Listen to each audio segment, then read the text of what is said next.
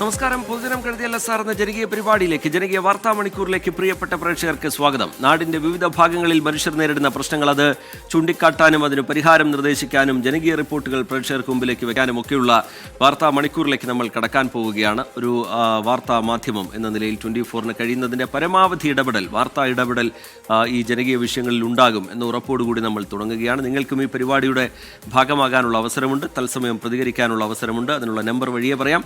ആരംഭിക്കുന്നു, പുതിയൊരു അധ്യായത്തിലേക്ക് കടക്കുന്നു. ചില പ്രത്യേക റിപ്പോർട്ടുകളടക്കം കാത്തിരിക്കുന്നുണ്ട്. എല്ലാ പ്രേക്ഷകരും ഈ വാർത്താ യാത്രയ്ക്കൊപ്പം തുടരണം. ആരംഭിക്കുന്നു പൊതുജനം കഴുതയല്ല സാർ.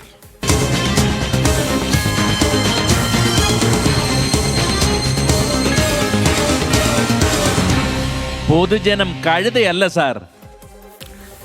നിങ്ങൾക്ക് നേരിട്ട് ഈ പരിപാടിയിലേക്ക് വിളിച്ച് നിങ്ങളുടെ ശ്രദ്ധയിലുള്ള വിഷയങ്ങൾ, ജനകീയ വിഷയങ്ങൾ, വാർത്തകളൊക്കെ പങ്കുവെക്കാവുന്നതാണ്. അതിനുള്ള നമ്പർ ഇതാണ്. സ്ക്രീനിൽ കാണുന്ന നമ്പറിൽ നിങ്ങൾക്ക് വിളിക്കാം.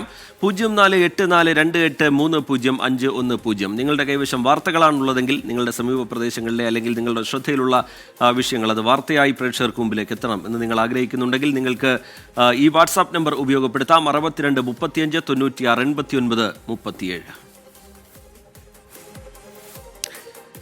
ഇനി വിശദമായ റിപ്പോർട്ടുകളിലേക്ക്. ഹൈബ്രിഡ് കഞ്ചാവുമായി മലയാള സിനിമയിലെ 2 യുവ സംവിധായകർ എക്സൈസിന്റെ പിടിയിലായെന്ന വാർത്ത കേട്ടാണ് ഇന്നലെ കേരളം ഉണർന്നത്. ഇന്നലെ യുവ സംവിധായകരെങ്കിൽ ഇന്ന് 6 ഗ്രാം കഞ്ചാവുമായി വലയിലായത് ജനപ്രിയ റാപ്പർ വേടനാണ്. കഞ്ചാവ് ഉപയോഗിച്ചത് പരിപാടിക്കായി തയ്യാറെടുപ്പ് നടത്തുന്നതിന്റെ ഭാഗമായിട്ടാണ് എന്നാണ് വേടന്റെ മൊഴി. പോലീസ് മാത്രമല്ല, വനംവകുപ്പും വേടനെതിരെ കേസെടുത്തു. വേടന്റെ മാലയിലുള്ളത് പുലിപ്പല്ലാണെന്ന് കണ്ടെത്തിയതോടെയാണ് നടപടി. ഇടുക്കിയിലെ സംസ്ഥാന സർക്കാരിന്റെ വാർഷികാഘോഷ പരിപാടിയിൽ നിന്ന് വേടന്റെ റാപ്പ് ഷോ ഒഴിവാക്കാനുള്ള തീരുമാനവും പിന്നാലെ വന്നു. ആദ്യം പോലീസ് വനംവകുപ്പ് ഉദ്യോഗസ്ഥരുടെ പ്രതികരണം കാണാം. അവർക്ക് റിപ്പോർട്ട് കൊടുക്കും. അത് അതിനാവശ്യം ചോദിക്കണം. അവർക്ക് റിപ്പോർട്ട് കൊടുക്കും. ഞങ്ങൾ ഇല്ല അത് അവർ ഇത് സ്ഥിരീകരിച്ചതിന് ശേഷം, അവരെ കൊണ്ട് സ്ഥിരീകരിച്ചതിന് ശേഷം അത് പറയാം, അറിയിക്കാം. കയ്യിൽ കിട്ടിയിട്ടില്ല. കസ്റ്റഡി ചെയ്ത് സാധനം സീസ് ചെയ്ത് പരിശോധിച്ചതിന് ശേഷം നടപടിയെടുക്കും. ഇല്ല, അതിന് മുമ്പ് തന്നെ നമുക്ക് കണ്ടറിയാൻ പറ്റും. ഞങ്ങൾ ജസ്റ്റ് എക്സ്പീരിയൻസ് ഉള്ളവരാണ്, ഞങ്ങൾക്ക് അറിയാൻ പറ്റും. ഒരു സെക്കൻഡ്. ഞങ്ങൾ പരിശോധന നടത്തിയിട്ടില്ല. ഇപ്പോൾ കൊണ്ടുവരുമ്പോഴേ ചെയ്യുള്ളൂ. പ്ലീസ്. നിതിൻ അംബുജനും എസ് ശ്യാംകുമാറും വിവരങ്ങളുമായി നമുക്കൊപ്പം ചേരും. നിതിൻ, ഈ കഞ്ചാവ് പിടികൂടിയതുമായി ബന്ധപ്പെട്ടുള്ള പോലീസിന്റെ തുടർ നീക്കങ്ങൾ എങ്ങനെയാണ് എന്നുള്ള കാര്യം വിശദീകരിക്കും. അതുപോലെ തന്നെ പ്രധാനമാണ് വനവകുപ്പിന്റെ ഇപ്പോഴുള്ള നീക്കവും. മാലയിലുള്ളത് പുലിപ്പല്ലാണ് എന്ന് കണ്ടെത്തിയതിന് പിന്നാലെ വേടനെതിരെ കേസെടുത്തിട്ടുണ്ട് വനംവകുപ്പ്. അതിന്റെ വിശദാംശങ്ങൾ എന്താണ്, വനംവകുപ്പിന്റെ തുടർ നീക്കങ്ങൾ എന്താണ് എന്നുള്ള കാര്യം എസ് ശ്യാംകുമാർ വിശദീകരിക്കും കൊച്ചിയിൽ നിന്ന്. ആദ്യം നിതിൻ അംബുജനിലേക്കാണ്. നിതിൻ, ഈ കഞ്ചാവ് ഉപയോഗിക്കാറുണ്ട് അല്ലെങ്കിൽ ഉപയോഗിച്ചിട്ടുണ്ട് എന്ന കാര്യം പോലീസിനോട് സമ്മതിച്ചിട്ടുണ്ട് വേടൻ. തുടർ നടപടികൾ എങ്ങനെയാണ് പോലീസ് ആലോചിക്കുന്നത്? വിശദാംശങ്ങൾ എങ്ങനെയാണ് നിതിൻ അംബുജൻ?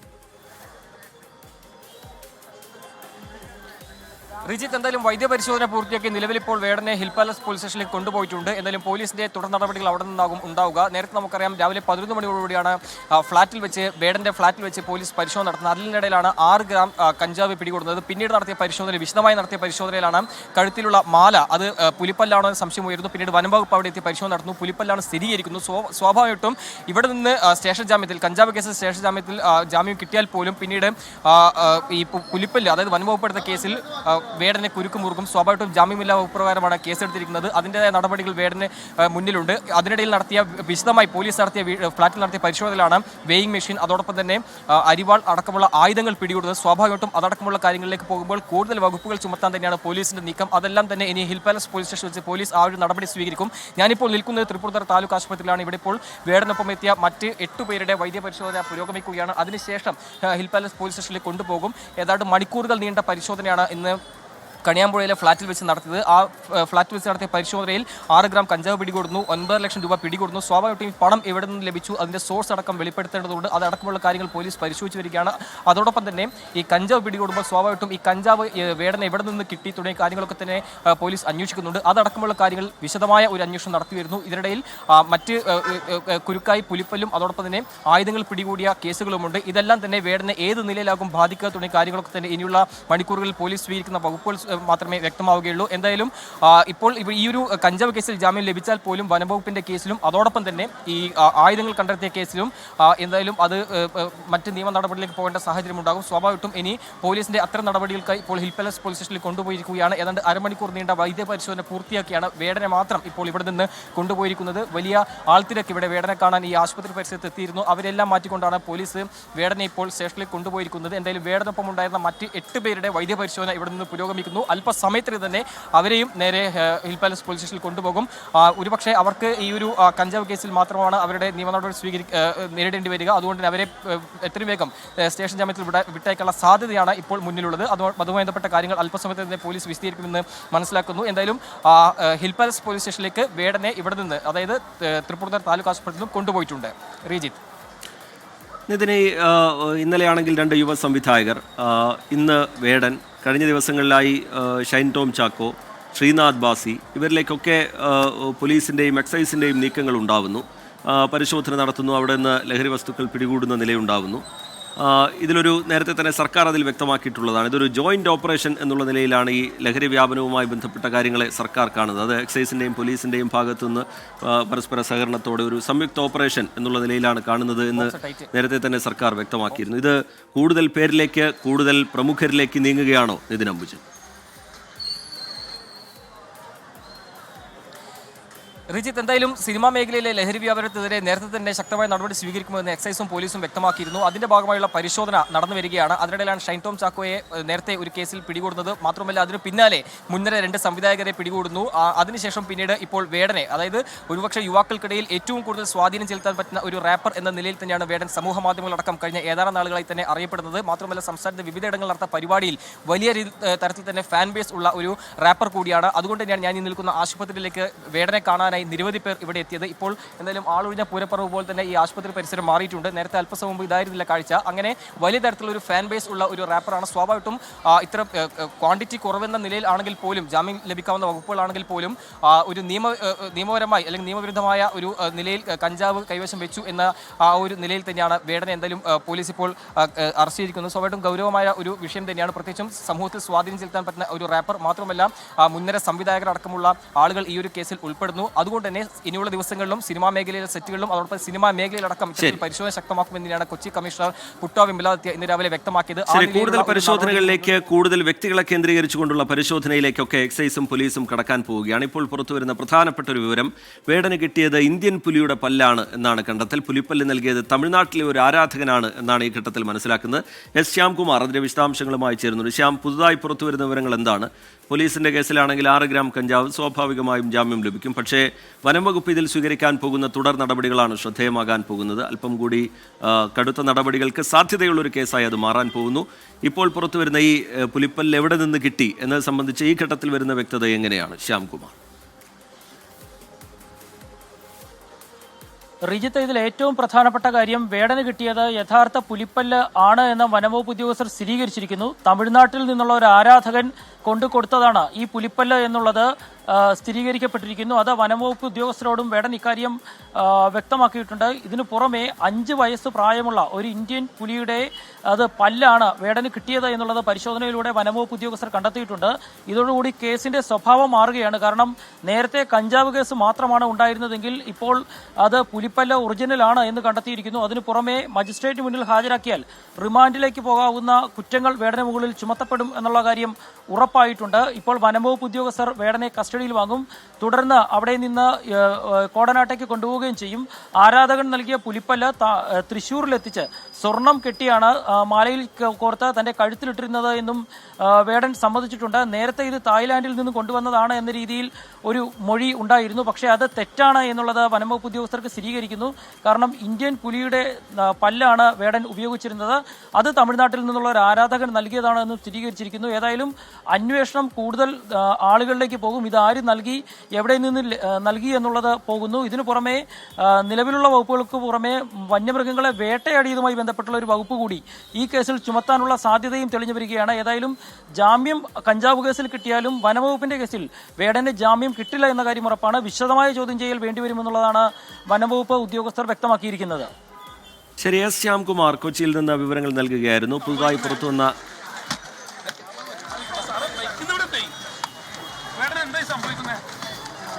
പോലീസ് ഉദ്യോഗസ്ഥരുടെ പ്രതികരണം ഉണ്ടാകും.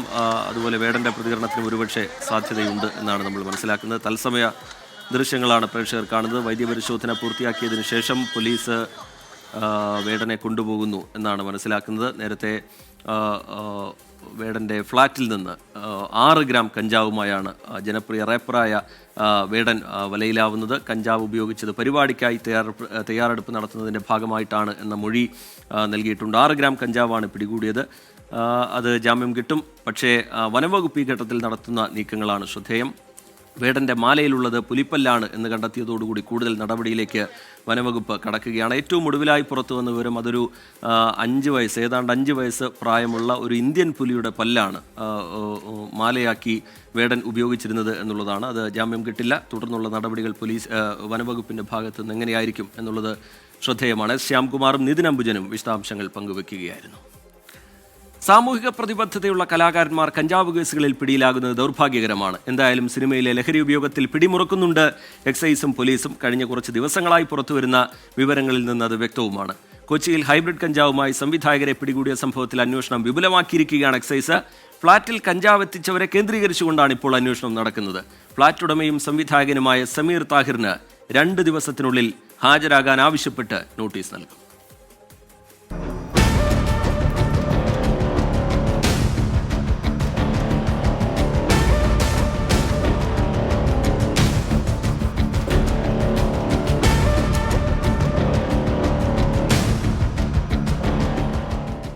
സംവിധായകരായ ഖാലിദ് റഹ്മാൻ, അഷ്റഫ് ഹംസ ഉൾപ്പെടെ 3 പേരിൽ നിന്നായി 1.6 ഗ്രാം കഞ്ചാവാണ് ഇന്നലെ എക്സൈസ് പിടികൂടിയത്. ഛായാഗ്രഹകനും സംവിധായകനുമായ സമീർ താഹിറിന്റെ കൊച്ചിയിലെ ഫ്ളാറ്റിൽ നിന്നായിരുന്നു കഞ്ചാവ് പിടികൂടിയത്. കഞ്ചാവ് എത്തിച്ചവരെ കേന്ദ്രീകരിച്ചാണ് എക്സൈസിന്റെ അന്വേഷണം. പിടിയിലായ സംവിധായകരിൽ നിന്ന് കഞ്ചാവ് എത്തിച്ചവരെ കുറിച്ചുള്ള വിവരങ്ങൾ ഇന്നലെ എക്സൈസിന് ലഭിച്ചിരുന്നു. എന്നാൽ ഇതുമായി ബന്ധപ്പെട്ട് ലഭിച്ച ഫോൺ നമ്പർ സ്വിച്ച് ഓഫ് ആണ്. കഞ്ചാവിന്റെ ഉറവിടം സംബന്ധിച്ച അന്വേഷണത്തിൽ സൈബർ സെല്ലിന്റെ സഹായം തേടാനും എക്സൈസ് ആലോചിക്കുന്നുണ്ട്. ഖാലിദ് റഹ്മാനെയും അഷ്റഫ് ഹംസയെയും സാമ്പത്തിക ഇടപാടുകളും അന്വേഷണ പരിധിയിൽ വരും. ഇവരോടൊപ്പം പിടികൂടിയ ഷാലിഖ് മുഹമ്മദിനെതിരെ കൂടുതൽ ലഹരി കേസുകൾ എക്സൈസിന് ലഭിച്ചിട്ടുണ്ട്. അതേസമയം ഫ്ളാറ്റുടമയായ സംവിധായകൻ സമീർ താഹിറിനെ ചോദ്യം ചെയ്യാനും എക്സൈസ് നോട്ടീസ് നൽകിയേക്കും. കേസിൽ സമീർ താഹിറിനും പങ്കുണ്ട് എന്നാണ് എക്സൈസിന്റെ നിഗമനം. വിശദമായി ചോദ്യം ചെയ്ത ശേഷം കേസിൽ പ്രതി ചേർക്കണോ എന്ന അന്വേഷണ സംഘം തീരുമാനിക്കും. തുടർച്ചയായി ലഹരി കേസുകളിൽ സംവിധായകരും നടന്മാരും പ്രതികളാകുന്ന പശ്ചാത്തലത്തിലാണ് സിനിമാ സെറ്റുകളിൽ പരിശോധന ഘടിപ്പിക്കാൻ നീക്കം ആരംഭിച്ചത്. ചില വിവരങ്ങൾ പോലീസിന് ലഭിച്ചിട്ടുമുണ്ട്. എക്സൈസ്, NCB അടക്കമുള്ള ഏജൻസികളുമായി സഹകരിച്ചായിരിക്കും പോലീസിന്റെ പരിശോധന. NDPSന്റെ ഒരു ജോയിന്റ് മീറ്റിംഗ് ADGP എല്ലൻഡോ മനോജ് അബ്രഹാം സാറ് മറ്റ് എക്സൈസ് കമ്മീഷണർ കൂടി ചേർന്ന് എല്ലാ ജില്ലാ പോലീസ് മേധാവിമാരുടെ ഒരു മീറ്റിംഗ് നടത്തിയിട്ടുണ്ട്. അതുപോലെ എക്സൈസിന്റെ എല്ലാ ഉന്നത ഉദ്യോഗസ്ഥരുടെ. അപ്പൊ അങ്ങനെ കോർഡിനേഷന് വേണ്ടി ഒത്തിരി ആക്ടിവിറ്റീസ് നടക്കുന്നുണ്ട്. അതൊക്കെ ഇംപ്രൂവ് ആയി വരുന്നുണ്ട്. നടൻ ഷൈൻ ടോം ചാക്കോയ്ക്കെതിരെ കൊച്ചിയിൽ രജിസ്റ്റർ ചെയ്ത കേസിൽ വിവരശേഖരണം തുടരുകയാണ്. ലഹരി പരിശോധനാ ഫലം വൈകുമെങ്കിലും മൊബൈൽ ഫോണിൽ നിന്ന് നിർണായക വിവരങ്ങൾ ലഭിച്ചാൽ ഷൈനെ വീണ്ടും വിളിപ്പിക്കും. ഇതുവരെ ചോദ്യം ചെയ്യാനൊരു ഡേറ്റ് ഫിക്സ് ചെയ്തിട്ടില്ല. ഉണ്ടെങ്കിൽ അറിയിക്കാം. ജനറലി അതൊരു 2-3 മാസമെങ്കിലും മിനിമം പിടിക്കാറുണ്ട്. അത് സ്പീഡാവാൻ കോർട്ടാണ് ഓർഡർ ചെയ്യുന്നത്, നമ്മളല്ല. ഫോണിൽ എന്തെങ്കിലും വേറെ റെക്കോർഡ്സ് കിട്ടിയാൽ അപ്പോൾ വിളിപ്പിക്കും. പിന്നെ ഇതിന്റെ റിസൾട്ട്സ് നോക്കി നമ്മൾ ഇൻഫർമേഷൻ ഉണ്ടെങ്കിൽ നമ്മൾ നടത്തും. സിനിമാ സംഘടനകളുടെ സഹകരണത്തോടെയാകും സെറ്റുകളിൽ പരിശോധന. പ്രത്യേക ആക്ഷൻ പ്ലാൻ ഇതിനായി തയ്യാറാക്കും. സിനിമാ മേഖലയിൽ മാത്രമല്ല എല്ലായിടത്തും ലഹരിയുടെ വിപത്തുണ്ട് എന്നുള്ളത് വസ്തുതയാണ്. പിന്നീട് എന്തുകൊണ്ട് സിനിമാ മേഖലയെ മാത്രം കേന്ദ്രീകരിച്ച് അന്വേഷണം എന്ന ചോദ്യം പൊതുസമൂഹവും സിനിമാക്കാരും ഉയർത്തുന്നുണ്ട്. ആഴ്ചതോറും പിടിയിലാകുന്ന സിനിമാക്കാരുടെ എണ്ണത്തിലെ വർധനവാണ് ഇതിന് കാരണം. ആ പശ്ചാത്തലത്തിലാണ് നടപടി കടുപ്പിക്കാൻ എക്സൈസും പോലീസുമൊക്കെ തയ്യാറെടുക്കുന്നത്. കൂടുതൽ വലിയ മീനുകൾ ഇതിൽ പെടുമെന്ന പോലീസും എക്സൈസും പ്രതീക്ഷിക്കുന്നുണ്ട്. കൊച്ചിയിൽ നിന്ന് വിഷ്ണു സുരേഷ്, 24. പൊതുജനം കഴുതയല്ല സാർ. സംസ്ഥാനത്ത് പലയിടങ്ങളിൽ ലഹരി കൈമാറാനും ഉപയോഗിക്കാനും കേന്ദ്രങ്ങളുണ്ട് എന്നാണ് കണ്ടെത്തൽ. അതുപോലെ കോഴിക്കോട് നഗരത്തിൽ ലഹരിയുടെ പ്രധാന കേന്ദ്രങ്ങളിലൊന്നാണ് ബീച്ചും പരിസരവും. രാപകൽ വ്യത്യാസമില്ലാതെയാണ് ലഹരി വിൽപ്പനയും ഉപയോഗവും തകൃതിയായി നടക്കുന്നത്. ബീച്ച് ആശുപത്രിയുടെ പരിസരം ഉൾപ്പെടെ കേന്ദ്രീകരിച്ചും ലഹരി കൈമാറ്റം നടക്കുന്നുണ്ട് എന്നതാണ് ഞെട്ടിക്കുന്ന വസ്തുത.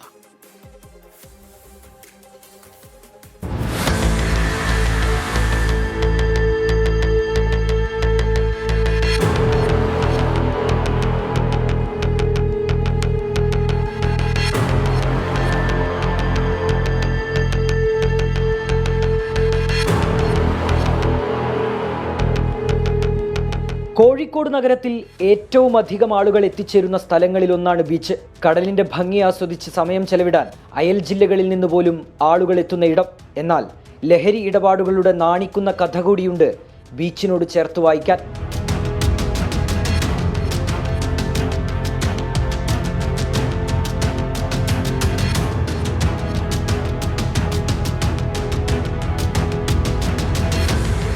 കോന്നാട് ബീച്ച്, ലയൺസ് പാർക്ക് പരിസരം, ബീച്ച് ആശുപത്രി പരിസരം എന്നിവയാണ് ലഹരി ഉപയോഗത്തിൻ്റെയും വിൽപ്പനയുടെയും പ്രധാന കേന്ദ്രങ്ങൾ. ബീച്ചിനോട് ചേർന്നുള്ള കാട് മൂടിയ സ്ഥലങ്ങൾ ലഹരി ഉപയോഗത്തിൻ്റെ സ്ഥിരം താവളമാണ്. രാത്രി സമയങ്ങളിൽ ഇവിടേക്ക് വെളിച്ചമെത്താത്തതാണ് ലഹരി സംഘത്തിന് കാര്യങ്ങൾ എളുപ്പമാക്കുന്നത്. കോഴിക്കോട്ടെ ബീച്ചുകൾ ലഹരി മാഫിയ പിടിമുറുക്കിയാണ്. ഒരു കുടുംബവുമായിട്ട് രാത്രി കോഴിക്കോട് ബീച്ചിലേക്ക് വരാൻ പറ്റാത്ത സ്ഥിതിയാണ്. ലഹരി മാഫിയയുടെ താണ്ഡവമാണ്. പല ആൾക്കാരും പല രീതിയിലാണ് പെരുമാറുന്നത്. നാട്ടുകാർക്ക് വലിയ ദുരിതമാണ്. കോഴിക്കോട് ബീച്ചിലേക്ക് വരാൻ പറ്റാത്ത അവസ്ഥയാണ്. ലഹരി ഇടപാടുകാരുടെ താവളമാണ് ബീച്ച് ആശുപത്രി വളപ്പിലെ ലഹരി വിമുക്ത ചികിത്സാ കേന്ദ്രത്തിന് സമീപത്തെ പ്രദേശങ്ങൾ. ലഹരി ഉപയോഗവുമായി ബന്ധപ്പെട്ട് 2 മരണം പ്രദേശത്ത് ഈയിടെ ഉണ്ടായിരുന്നു. ബീച്ച് ഹോസ്പിറ്റലിനകത്ത് OST സെൻ്റർ ഉണ്ട്. ഈ OST സെൻ്റർ ലഹരി മുക്ത കേന്ദ്രമാണ്. ഈ ലഹരി മുക്ത കേന്ദ്രവുമായി ബന്ധപ്പെട്ടുകൊണ്ടാണ് ഇപ്പോൾ അവിടെ ലഹരി വിൽപ്പന നടക്കുന്നത്. ബീച്ച് ഹോസ്പിറ്റലിലേക്ക് വരുന്ന രോഗികൾക്ക് മഹാദുരിതമാണ് ഈ OST സെൻ്ററുമായി ബന്ധപ്പെട്ട് നടന്നുകൊണ്ടിരിക്കുന്നത്. ലയൺസ് പാർക്കിന് സമീപത്ത് ലഹരി വസ്തുക്കളുടെ അവശിഷ്ടങ്ങൾ കാണാം. കോന്നാട് ബീച്ചിലും സ്ഥിതി മറിച്ചല്ല. പോലീസ് പരിശോധന ഇവിടങ്ങളിൽ ഊർജിതമാക്കണമെന്നാണ് നാട്ടുകാരുടെ ആവശ്യം. ബീച്ചിന് സമീപത്ത് ഇതുപോലുള്ള ചില ഒറ്റപ്പെട്ട കേന്ദ്രങ്ങളുണ്ട്. ഇവിടം ചുറ്റിപ്പറ്റിയാണ് ലഹരിയുടെ വിൽപ്പനയും ഉപയോഗവും. ലഹരി നിയന്ത്രിക്കാൻ പോലീസിൻ്റെയും എക്സൈസിൻ്റെയും കാര്യക്ഷമമായ ഇടപെടലാണ് ആവശ്യം. കോഴിക്കോട് ബീച്ചിൽ നിന്ന് രാജേഷ് വെള്ളരിക്കുണ്ടിനൊപ്പം അഭിജിത്ത് മുഴക്കുന്ന്, 24. ചെറിയൊരു ഇടവേളയിലേക്ക് കടക്കാൻ സമയമായിരിക്കുന്നു. അതിനു മുമ്പ് ഏറ്റവും ഒടുവിലായി പുറത്തുവരുന്ന ചില വിവരങ്ങൾ കൂടി പ്രേക്ഷകരെ അറിയിക്കാം. അതിലൊന്ന് ആലപ്പുഴയിലെ ഹൈബ്രിഡ് കഞ്ചാവ് കേസുമായി ബന്ധപ്പെട്ടാണ്. ആ കേസിൽ ഷൈൻ ടോം ചാക്കോയെയും ശ്രീനാഥ് ബാസിയെയും എക്സൈസ് ചോദ്യം ചെയ്യുകയാണ്. അറസ്റ്റിൽ തീരുമാനം വീണ്ടും ചോദ്യം ചെയ്ത ശേഷമായിരിക്കും എന്ന വിവരമാണ് പുറത്തുവരുന്നത്. ഇന്ന് ചോദ്യം ചെയ്ത് വ്യവസ്ഥകളോടുകൂടി വിട്ടയക്കും. പിന്നീട് വീണ്ടും ചോദ്യം ചെയ്യലിന് ഹാജരാകണം എന്നാവശ്യപ്പെട്ടുകൊണ്ട് ഇവരെ സമീപിക്കും എന്നുള്ളതാണ് ഇപ്പോൾ പുറത്തുവരുന്ന വിവരം. മറ്റൊന്ന്, സംവിധായകനും ഛായാഗ്രഹനുമായ ഷാജി എൻ കരുൺ, ഓർമ്മയായിരിക്കുന്നു ആ വാർത്ത അല്പസമയം മുമ്പാണ് പുറത്തുവന്നത്. പ്രതിപക്ഷ നേതാവിൻ്റെ അനുശോചനം ഇപ്പോൾ പുറത്തുവരികയാണ്. മലയാള സിനിമയെ രാജ്യാന്തര തലത്തിൽ അടയാളപ്പെടുത്തിയ പ്രതിഭയാണ് വിട പറഞ്ഞു പോയിരിക്കുന്നതെന്ന് പ്രതിപക്ഷ നേതാവ് പറയുന്നു. തൊട്ടതെല്ലാം പൊന്നാക്കി അസാധാരണമാം വിധം സിനിമയെ അടയാളപ്പെടുത്തിയ വിഖ്യാത കലാകാരന് വിട എന്നാണ് പ്രതിപക്ഷ നേതാവ് കുറിക്കുന്നത്. ചെറിയൊരു ഇടവേളയിലേക്ക് നമ്മൾ പോകുന്നു. ഇടവേളയ്ക്ക് ശേഷം തിരികെ എത്തും. Short break. തമിഴ്നാട്ടിലൊരു മന്ത്രി കൂടി വരികയാണ്. അവിടെ മന്ത്രിസഭാ പുനഃസംഘടന നടന്നത് പ്രേക്ഷകർക്കറിയാം. മനോ തങ്കരാജ് മന്ത്രിയായി സത്യപ്രതിജ്ഞ ചെയ്തിരിക്കുന്നു. ക്ഷീരവികസന വകുപ്പാണ് അദ്ദേഹത്തിന് ലഭിക്കാൻ പോകുന്നത്. മറ്റൊന്ന്, അവിടെ സർക്കാരും ഗവർണറും തമ്മിലുള്ള പോര്, അതിൻ്റെ പുതിയ സംഭവ വികാസങ്ങളൊക്കെ നമുക്കറിയാം. അതിനിടയിൽ ഗവർണറും മുഖ്യമന്ത്രി MK സ്റ്റാലിനും ഒരു വേദിയിലെത്തി എന്നുള്ളതും ശ്രദ്ധേയമാണ്. അടുത്ത റിപ്പോർട്ടിലേക്ക് കടക്കാൻ സമയമായിരിക്കുകയാണ്. സ്ഥലംമാറ്റ ഉത്തരവ് ലഭിച്ച് 48 മണിക്കൂറിനകം ജോയിൻ ചെയ്യാത്ത ഉദ്യോഗസ്ഥരുടെ ശമ്പളം തടഞ്ഞുവെക്കാൻ ട്രാൻസ്പോർട്ട് കമ്മീഷണറുടെ നിർദ്ദേശം. 110 ഉദ്യോഗസ്ഥരെ ട്രാൻസ്ഫർ ചെയ്തതിന് പിന്നാലെയാണ് വിവാദ നിർദ്ദേശവുമായി ട്രാൻസ്പോർട്ട് കമ്മീഷണർ രംഗത്ത് വന്നത്. ഉത്തരവിന്റെ പകർപ്പ് 24-ന് ലഭിച്ചിട്ടുണ്ട്. S ശ്യാംകുമാർ വിവരങ്ങളുമായി കൊച്ചിയിൽ നിന്ന് ചേരുകയാണ്. ശ്യാം, എന്താണ് ഈ ഉത്തരവിന്റെ ഉള്ളടക്കം? എന്താണ് ഇതിലുള്ള വിശദീകരണം? ശ്യാം. റിജിത്ത്, നേരത്തെ തന്നെ മോട്ടോർ വാഹന വകുപ്പിലെ 110 ഉദ്യോഗസ്ഥരെ സ്ഥലം മാറ്റിക്കൊണ്ടുള്ള ഒരു അസാധാരണ ഉത്തരവ് പുറത്തിറങ്ങിയിരുന്നു. ഈ ഉത്തരവിനെതിരെ ഉദ്യോഗസ്ഥർ പ്രതിഷേധിക്കുന്നതിനിടെയാണ് 48 മണിക്കൂറിനകം ആ ട്രാൻസ്ഫർ ചെയ്യപ്പെട്ട സ്ഥലത്ത് ചുമതലയേൽക്കാത്ത ഉദ്യോഗസ്ഥരുടെ ശമ്പളം തടഞ്ഞുവെക്കാൻ മോട്ടോർ വാഹന വകുപ്പിലെ ട്രാൻസ്പോർട്ട് കമ്മീഷണർ തന്നെ നിർദ്ദേശം നൽകിയിരിക്കുന്നത്. ആ ഉത്തരവിന്റെ പകർപ്പാണ് നമുക്കിപ്പോൾ.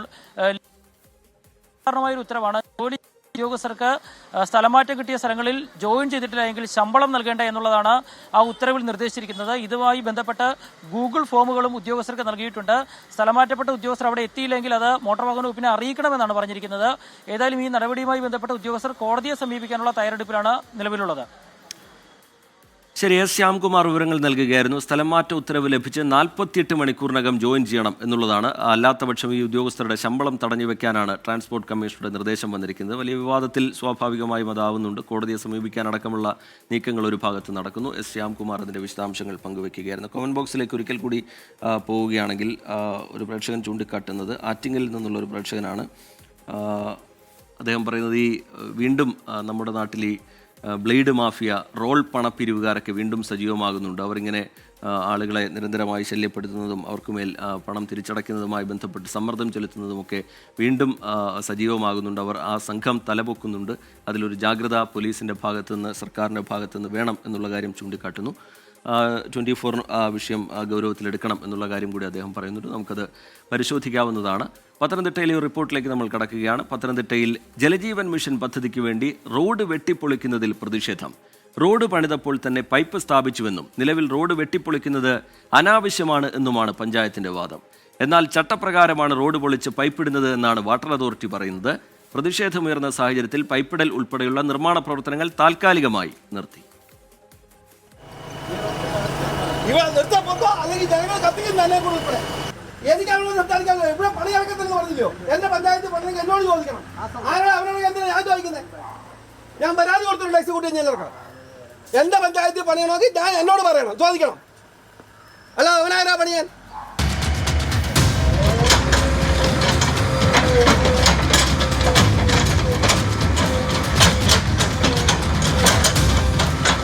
ഓമല്ലൂർ പഞ്ചായത്തിൽ പുത്തൻപീടിയയ്ക്ക് സമീപം ഇന്ന് രാവിലെ ജലജീവൻ മിഷൻ അധികൃതരെത്തി JCB ഉപയോഗിച്ച് റോഡ് വെട്ടിപ്പൊളിക്കാൻ ആരംഭിച്ചു.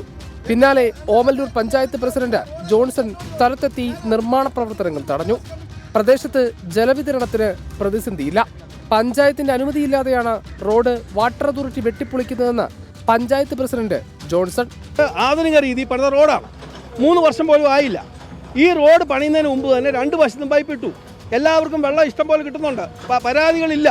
ഇപ്പം പിന്നെ ഇതെന്തിനാണ് പൈപ്പ് ഇടുന്നതെന്ന് മനസ്സിലായി. ഒരു പദ്ധതിയുമായി ബന്ധപ്പെട്ടാണെങ്കിൽ ആ പദ്ധതിക്ക് വേണ്ടി ആദ്യം പ്ലാന്റാണ്, ടാങ്കാണ്. ഇത് രണ്ടും എന്ന് പണിയുമെന്ന് പോലും അറിയത്തില്ല. പിന്നെ ഈ റോഡുകൾ പൊത്തിപ്പൊളിച്ച് എന്തിനെ പൈപ്പ് ഇടുന്നു എന്ന് ചോദിച്ചാൽ ചെയ്യരുതെന്ന് പറഞ്ഞുകൊണ്ട് എക്സിക്യൂട്ടീവ് എഞ്ചിനീയർക്കും AEക്കും PWD പൊതുമരാമത്തിനും ഞാൻ കത്ത് കൊടുത്തതാണ്. അതൊന്നും കേൾക്കാതെയാണ് ഉദ്യോഗസ്ഥന്മാർ കൂട്ടുനിന്ന് ഈ പൈപ്പിനെ സംബന്ധിച്ചോളം ഞങ്ങൾക്കൊരു സംശയമുണ്ട്. 1.5 കൊല്ലമായി ഒരു പണി നിർത്തിപ്പോയിട്ട് ഈ 1.5 കൊല്ലമായി പണി നിർത്തിപ്പോയ പൈപ്പുകൾ ഈ ഇവിടെ റോഡിൽ കിടന്ന മഴയും വെയിലും കൊണ്ടതാണ്. ഇതിൻ്റെ ഗുണനിലവാരം പരിശോധിക്കണ്ടേ? ഗുണനിലവാരം പരിശോധിക്കാനുള്ള ശ്രമം ഞങ്ങൾ നടത്തുന്നത് മനസ്സിലാക്കിയപ്പോഴാണ് പെട്ടെന്ന് ഈ പൈപ്പ് ഭൂമിക്കടിയിലേക്ക് ഇടാൻ. വലിയ അഴിമതി എന്തോ ഉണ്ട്. ഉറപ്പല്ലേ അല്ലെ? ഗുണനിലവാരം പരിശോധിക്കണ്ടേ? മുന്നൊരുക്കങ്ങളില്ലാത്ത റോഡ് പൊളിക്കൽ നാട്ടുകാർക്കും പ്രതിസന്ധിയായി. ഈയിടെ ഞാനത് വാർത്തിട്ടതാ.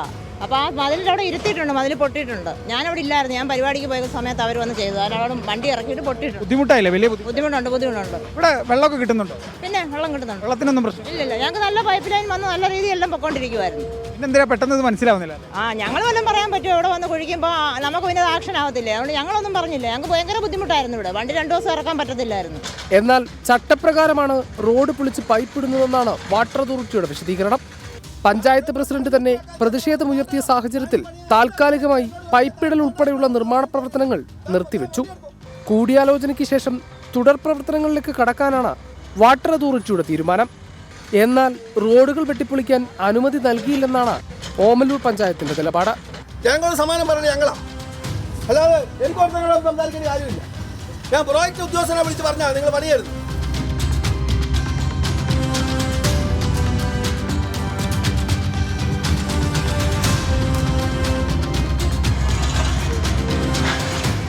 എന്ത് അടിസ്ഥാനത്തിൽ, എന്ത് ഉദ്ദേശത്തിലാണ് ഇത്തരത്തിൽ റോഡ് വെട്ടിപ്പൊളിക്കുന്ന കാര്യത്തിൽ ഇപ്പോഴും ഒരു വ്യക്തതയില്ല. എന്തായാലും ഇക്കാര്യത്തിൽ കൃത്യമായ ഒരു അന്വേഷണം നടക്കട്ടെ. പഞ്ചായത്ത് ഉന്നയിക്കുന്ന ആരോപണങ്ങൾ പരിശോധിക്കപ്പെടട്ടെ. ക്യാമറമാൻ സഞ്ജയ് ഇക്ബാലിനൊപ്പം AV ജയശങ്കർ, 24 പത്തനംതിട്ട. പൊതുജനം കഴുതയല്ല സാർ. 2018 നവംബറിൽ തുടങ്ങിയ വയനാട് മേപ്പാടി ചൂരൽമല റോഡ് വികസനം 2025 എങ്ങും എത്തിയിട്ടില്ല. പൊട്ടിപ്പൊളിഞ്ഞു കിടക്കുന്ന റോഡിലൂടെയുള്ള യാത്ര ദുരിതപൂർണമാണ്. ആദ്യഘട്ടം വേഗത്തിൽ പോയിരുന്ന നിർമ്മാണം ഇപ്പോൾ ഇഴഞ്ഞു നീങ്ങുന്നു എന്നാണ് ആക്ഷേപം. നിർമ്മാണം വൈകുന്നതിനെതിരെ പ്രതിഷേധം കടുപ്പിക്കാനാണ് ജനകീയ സമരസമിതിയുടെ തീരുമാനം. റോഡ് ഉപരോധിച്ചാണ് സൂചനാ സമരം നടത്തി ജനങ്ങൾ മുന്നറിയിപ്പ് നൽകിയത്. 7 വർഷമായിട്ടും നവീകരണം എങ്ങും എത്തിയില്ല എന്നാണ് ആക്ഷേപം.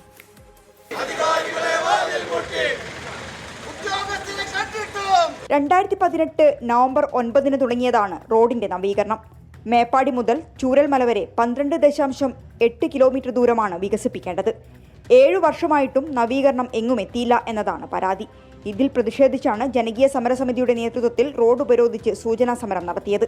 ഇപ്പൊ ഞങ്ങൾ കടുത്ത പ്രതിഷേധത്തിലാണ്. ഇത് അനിശ്ചിതകാലത്തിലേക്ക് മുന്നോട്ട് പോകണമെന്നുള്ളതിന് മുന്നോടിയായിട്ടാണ്. ഇതൊരു നല്ലൊരു തീർമാനം ജില്ലാ കളക്ടർ അടിയന്തരമായ നടപടി എടുത്തിട്ടില്ലെങ്കിൽ ഇത് അനിശ്ചിതകാലം നിരാഹാര സമരം എടുത്തുകൊണ്ട് ഞങ്ങളുടെ സ്ത്രീകളും കുട്ടികളടക്കം ഇവിടെ വന്ന് ഈ റോഡ് മൊത്തം സ്തംഭിക്കുന്ന ഒരു അവസ്ഥയിലാക്കും. ഇപ്പോൾ ഞങ്ങൾ ചെയ്യുന്നത് ചൂരൽമല റോഡിന്റെ മാത്രമാണ് ഈ ഒരു പണിമുടക്ക്. അല്ലാത്ത പക്ഷം ഇതിനൊരു പരിഹാരം കണ്ടിട്ടില്ലേ മെയിൻ റോഡ് ഊട്ടി റോഡ് വരെ തടയുമെന്നാണ് ഞങ്ങൾക്ക് പറയാനുള്ളത്.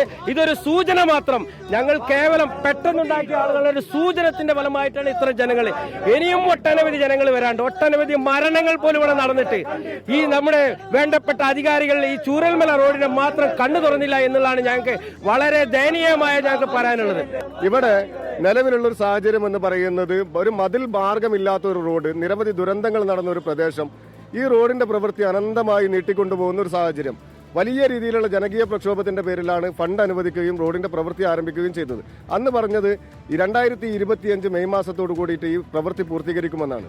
എന്നാൽ ഇനി മെയ് മാസം 15-ാം തീയതി ആവാൻ വെറും 15 ദിവസം മാത്രമാണ് ബാക്കി നിൽക്കുന്നത്.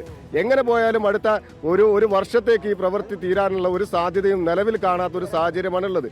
അടുത്തൊരു വർഷക്കാലം കൂടി ഈ രീതിയിലാണ് ഈ റോഡ് കിടക്കുന്നതെങ്കിൽ വലിയ രീതിയിലുള്ള പ്രയാസം ജനങ്ങൾ നേരിടേണ്ടി വരും.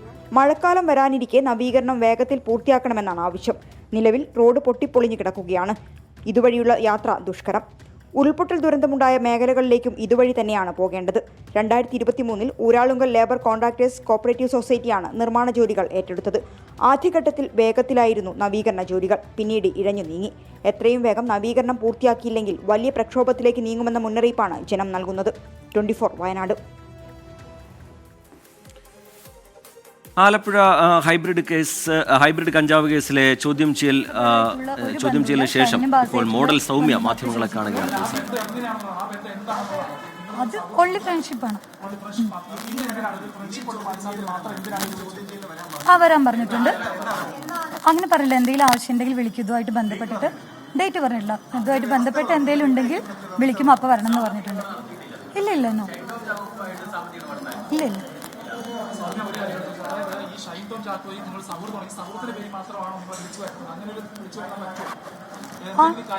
വിളിച്ചു വരുത്തും. കാര്യം അവരുടെ കോണ്ടാക്ട് നമ്പർ കണ്ടിട്ടുണ്ടെങ്കിൽ അവർക്കൊരു സംശയം ഉണ്ടെങ്കിൽ വിളിക്കുമല്ലോ, സ്വാഭാവികം.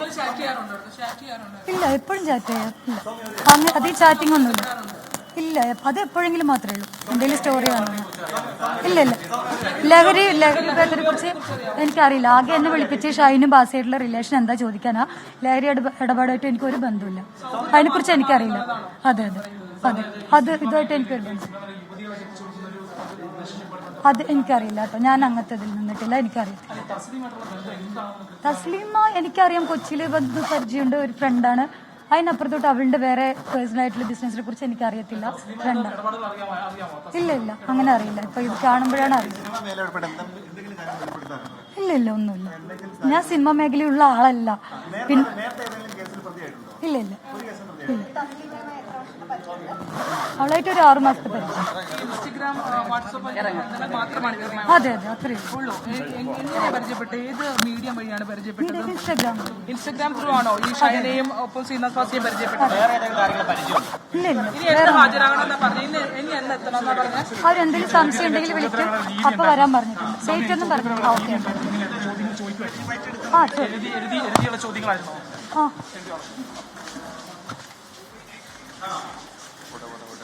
ആലപ്പുഴ ഹൈബ്രിഡ് കഞ്ചാവ് കേസുമായി ബന്ധപ്പെട്ട് മോഡൽ സൗമ്യ എക്സൈസ് ചോദ്യം ചെയ്ത് വിട്ടയച്ചിരിക്കുകയാണ്. ആവശ്യമെങ്കിൽ വീണ്ടും ഹാജരാകണം എന്ന നിർദ്ദേശം എക്സൈസ് നൽകിയിട്ടുണ്ട്. ശ്രീനാഥ് ബാസിയെയും ഷൈൻ ടോം ചാക്കോയെയും അറിയാം, അവരുമായി പരിചയമുണ്ട് എന്ന കാര്യം സൗമ്യ എക്സൈസിനോട് പറഞ്ഞിട്ടുണ്ട്. അതുപോലെ ആലപ്പുഴ ഹൈബ്രിഡ് കഞ്ചാവ് കേസിലെ പ്രതിയുമായി പരിചയമുണ്ട്. പക്ഷേ അവരുടെ മറ്റിടപാടുകൾ എന്താണ്, അവരുടെ ബിസിനസ് എന്താണ് എന്നത് സംബന്ധിച്ച് അറിയില്ല എന്ന മൊഴിയാണ് സൗമ്യ നൽകിയിരിക്കുന്നത്. അല്പസമയത്തിനകം അതിൻ്റെ വിശദാംശങ്ങൾ ആലപ്പുഴയിൽ നിന്ന് ലഭ്യമാകും എന്ന് കരുതുന്നു.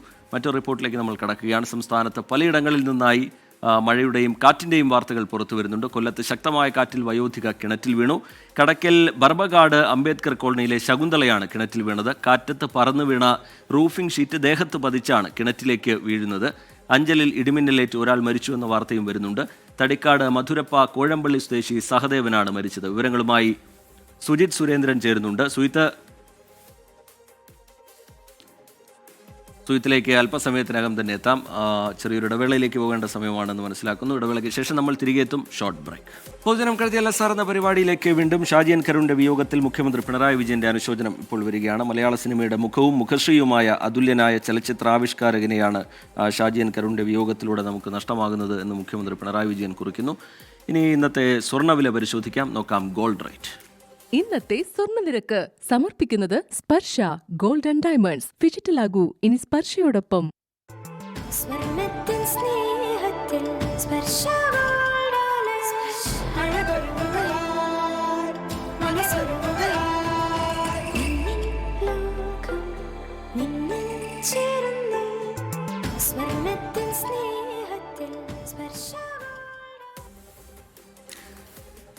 പൊതുജനം കരുതിയല്ല സാർ എന്ന പരിപാടിയുടെ സമയം ഇവിടെ പൂർത്തിയാവുകയാണ്. ഇനി കൂരായണത്തിന്റെ സമയമാണ്. Over to കൂരായണം.